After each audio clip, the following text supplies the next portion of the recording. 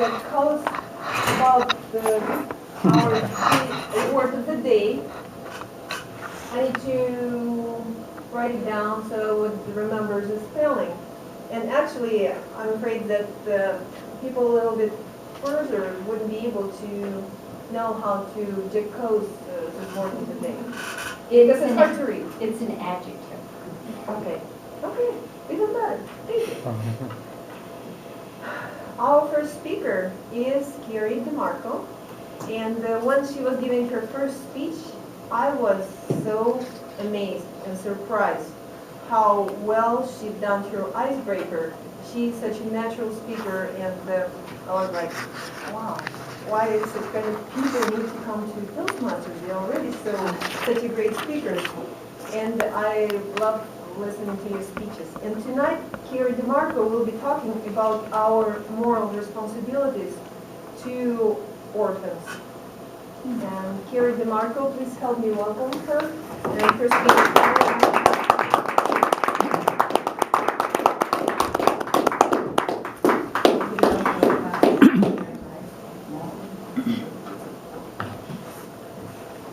Tonight I would like to build your awareness about orphans and give you some statistics about orphans. One of them is 187,000 of them. Picture a country with 187,000 orphans and providing orphanages for all of those children. That's a lot. It's a big responsibility.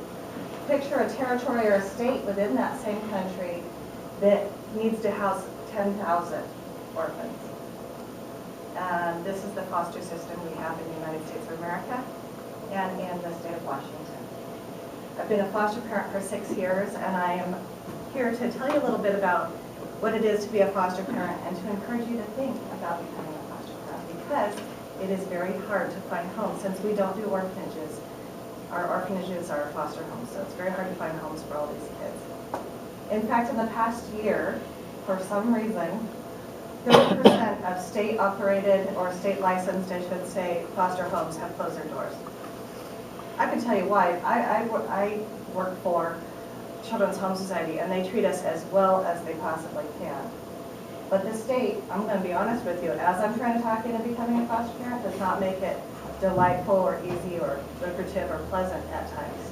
And so of the state licensed agencies, or excuse me, homes, 20%, 30% have said, I'm done. So they are very desperate for foster families. I would encourage, if you would consider being a foster parent, that you look at Children's Home Society. One of the problems with them, one of the struggles, I want to be honest with you, is they only take therapeutic foster kids, which means if kids need therapy, you may need therapy if you take this into your home. I've had kids in my home who have approximately 5 hours of tantrum a day. I had that young man with me for 2 years. It was exhausting. I've also had kids who are absolutely lovely, delightful, and everything in between.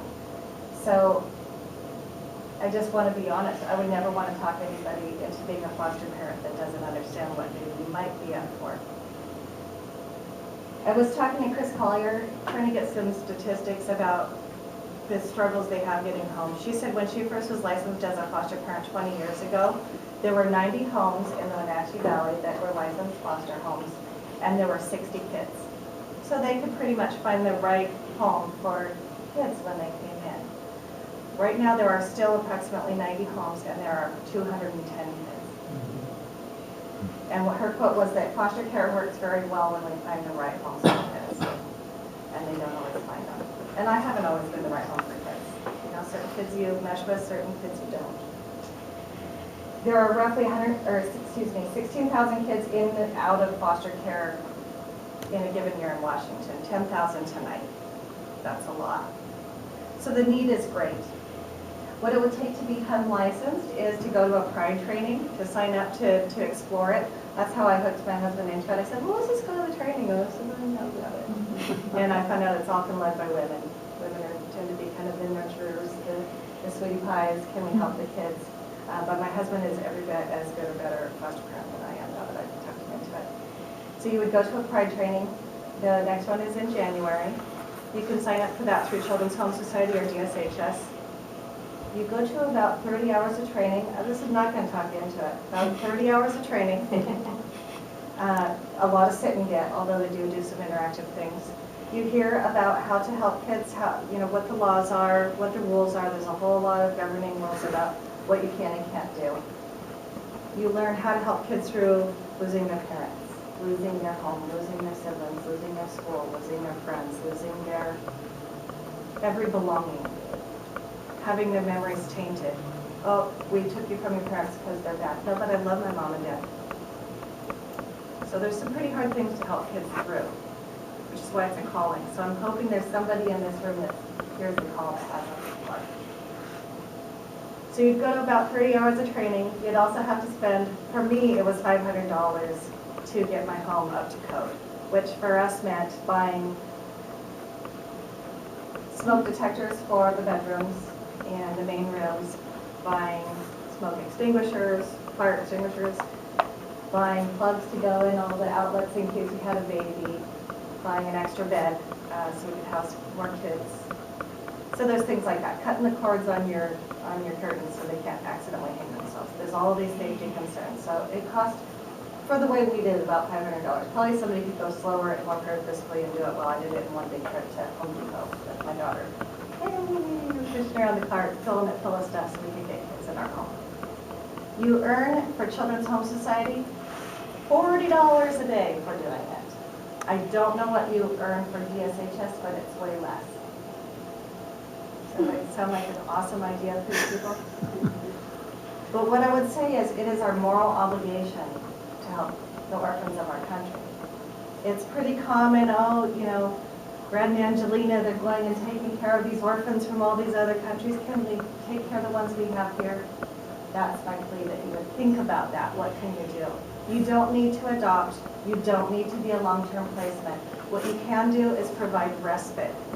Respite is a term meaning, I'll take them for a weekend. I'm having a kid, 2 kids, brother and sister, Wednesday night for one night. I don't know what the deal is. The parent must have to go out of town for something. So that the foster parent can go out of town and continue to lead a life. Go on a family vacation. Do something that the kids can't go out of state for. Go to the hospital. Just get away. So if you can provide respite care once a month, you can turn them down. You can ask all about the kids and say, it sounds too tough for us, doesn't fit with us, not a good weekend for us. But be open to being a respite provider and being a hero. The quote that I want to leave you with is, it is the greatest of all mistakes to do nothing because you can only do a little. So see what little that you can do. Call Children's Home Study or DSHS and look into it. Thank you very much.